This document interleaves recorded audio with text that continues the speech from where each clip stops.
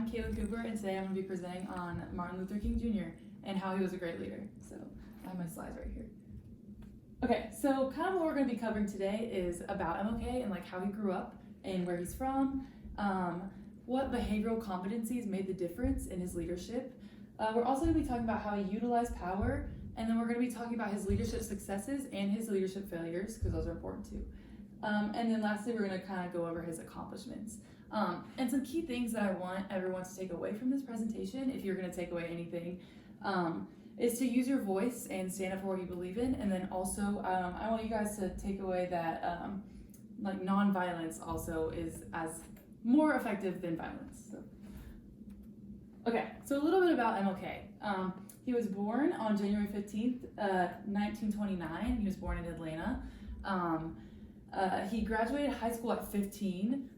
He went on to get his bachelor's degree at, or bachelor's of arts from Morehouse College. And then he got a bachelor's of divinity from the University of Crozer Theological Seminar. And then he got a doctorate from Boston University, so he was very educated. He married Coretta Scott and had 2 sons and 2 daughters with her. He's a family man.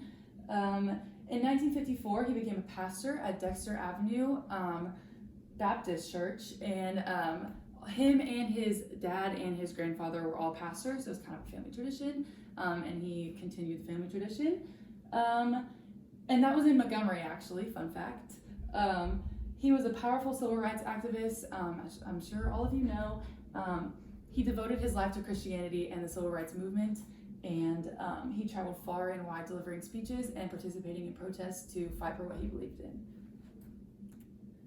So, 2 of Zinger and Folkman's behavioral competencies that MLK utilized. The first one is character. Everyone knows this about MLK. He had an incredible character. He not only had a great integrity, but he was honest.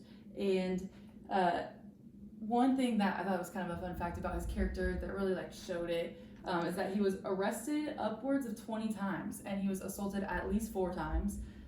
He was robbed, his home was broken into, and he never stopped protesting what he believed in. He was a very much walk the walk type of person, regardless of being in jail or, facing the dangers that would come at him for fighting for what he believed in, he would continue to do it. And I think that's one of the biggest reasons, if not the biggest reason, that he was such a successful leader, was his character and the way that he showed it to his followers. And then next, I would say his interpersonal skills are his other biggest competency. We all know that I Have a Dream speech, one of the most incredible speeches in history. And I think that was, that kind of showed his ability to inspire others to, follow his vision. And I would say character and interpersonal skills are the 2 biggest competencies that he was skilled in. Okay, so MLK did a really good job of utilizing power in the right ways. I think that the first power that he utilized was expert power, which is basically knowing what you're talking about, having information, and then being able to give it to your followers. So as we talked about, he was a very educated man. He knew, he had his degree in Christianity, he had his degree in Bachelor of Arts, so, and he had his master's, clearly educated, and also, when he participated in his first protest and led that, it was a nonviolent bus boycott.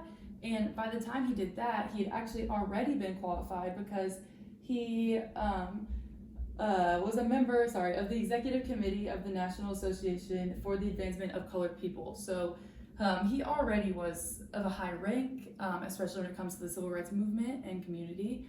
And he used his qualifications for the good and was an expert leader in that way. And also, I would say that he was a reverent power, because a reverent power is a leader who is admired and respected, which makes it easy for followers to follow you.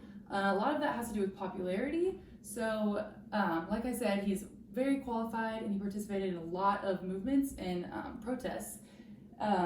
One example is from 1957 to 1968, so an 11-year period, he traveled far and wide, all over the United States, and talked over, I think, 2,500 times. So, he was a popular man. Everyone knew who he was. And I think that's one of the reasons why he was referent. He also led a massive protest in Birmingham right after traveling on that 11-year period. And that protest and the fact that everyone already kind of knew who he was is what led to this, kind of caught the whole world's attention. And I think that has to do with the fact that he has been so renowned and had traveled so many places. And I think that's another way that he uses power. So some of the things that come from these competencies and this power that he had was some of his successes. And there are way more than I could count, but I think that some of the, two general, really broad things that he was successful in his leadership was being able to develop a huge following and motivating the whole world. This isn't even something that was just, an American thing. The whole world was motivated by his movement and his speeches and his leadership. And I think that the reason for this had to do with his public speaking. We talked about his interpersonal skills and the way that he was able to inspire and motivate others. His servant leadership. I think that having a servant heart and serving others, not just for yourself, but for your greater purpose and for them, that's one of his biggest strengths, and that's what led him to develop such a following. And then he also won a Nobel Peace Prize. He was the youngest recipient to ever win a Nobel Peace Prize at the time. And I think that this has to do with, the following that he was able to create and the vision that he was able to get everybody on the same path. And then his next biggest success was the actual changes in government. Here's some: the Civil Rights Act of 1964, the desegregation on buses, 1965, Voting Rights Act, 1965. And I think that this has to do with his focus on results. He did a great job of inspiring everyone to have one unanimous vision. And he was persistent regardless of being arrested so many times. He never stopped and never gave up. Okay, and then along with successes, there's always going to be failures no matter the leader. One failure that I really wanted to focus on that I think is super important is his failure in 1961, the Albany protest. So basically what happened was he traveled to Albany, and one of the reasons why he said he wanted to go to Albany, obviously he was protesting against segregation, but also he was protesting against the fact that so many African Americans were being arrested so easily, and how unfair it was. And then when he got there, he gave a speech and then was immediately arrested. And the Albany officials refused to change any sort of law, and so that was a failure to him.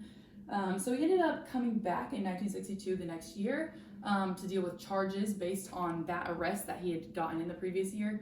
And when he came back, he was supposed to serve in jail for a long time, but they only held him for one day because they knew that if they held him for the full time, he would be, people would be motivated to start rioting. So the federal judge actually ordered a restraining order on him so that he couldn't come back to Albany, deliver another speech, and start another movement. And because of this, it actually led to a big divide in the civil rights community. And a lot of people, I don't know why, but they chose the violent route, which is kind of exactly what MLK preached against. He was a very nonviolent person. So they would throw rocks at police and government officials, and doing so obviously had consequences. But I think that it's important to note that MLK really learned from this failure. He went and talked to all of the, many Black organizations and communities in the Albany area, and kind of explained, this is how we are going to achieve what we want to achieve through nonviolence. And obviously him getting arrested and everyone getting arrested and the restraining order isn't fair, but his method was not to be violent back. His method was to kill them with kindness, to fight fire with water, not fire with fire. So I think that it's important to know how he learned from this failure. And then here are some of his main accomplishments, like I said. And along with being the first president of the Southern Christian Leadership Conference, he also led the Birmingham campaign, and Birmingham was one of the most divided areas and segregated areas, and he led that and really caused some change. He organized the Great March on Washington, which was a huge event. His famous I Have a Dream speech, of course, couldn't leave that out. He was Time Magazine's Man of the Year in 1963. Like I said, the youngest Nobel Peace Prize recipient at the time, and the most important one to me is he's forever a symbolic leader of the civil rights movement and equality. So today we covered about MLK, behavioral competencies and what made the difference, how he utilized power, his leadership successes, his failures, and his accomplishments. And I want to remind you guys some key things that I want you to think about after hearing this presentation. Using your voice, standing up for what you believe in, just because it's legal doesn't mean that it's right, and the effectiveness of nonviolence and forgiveness. And yeah, so that's it. I hope you guys enjoyed. Thank you.